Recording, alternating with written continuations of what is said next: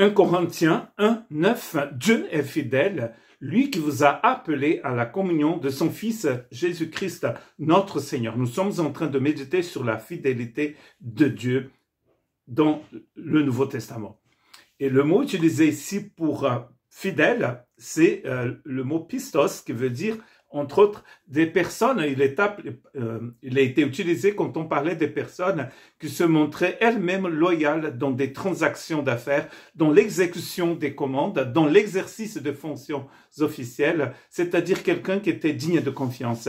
Dieu, quand il démarre, en fait, quand il rentre dans une transaction, il est fidèle du début jusqu'à la fin. Donc, il ne change pas. Les circonstances changent, mais lui, il continue fidèle. Et dans ce texte, Paul est en train de nous dire que Dieu, il reste fidèle. Et il nous appelle en plus à la communion de son Fils Jésus-Christ. Dans les deux versets qui précèdent ce verset, dans le verset 7 de 1 Corinthiens chapitre 1, Paul dit ceci, de sorte qu'il ne vous manque aucun don dans l'attente où vous êtes de la manifestation de notre Seigneur Jésus-Christ.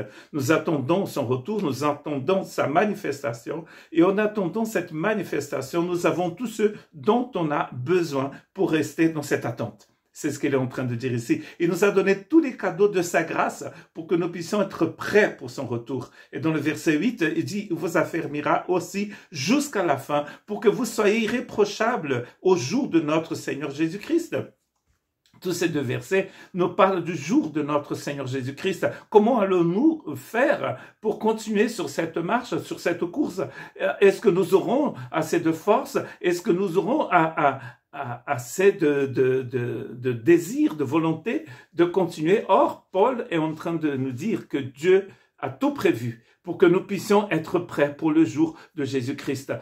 Il va nous affermir et il va nous rendre irréprochables au jour de notre Seigneur Jésus-Christ. Et ensuite, il dit, Dieu est fidèle, lui qui vous a appelé à la communion de son Fils Jésus-Christ. Dieu vous appelle à la communion de son Fils tous les jours.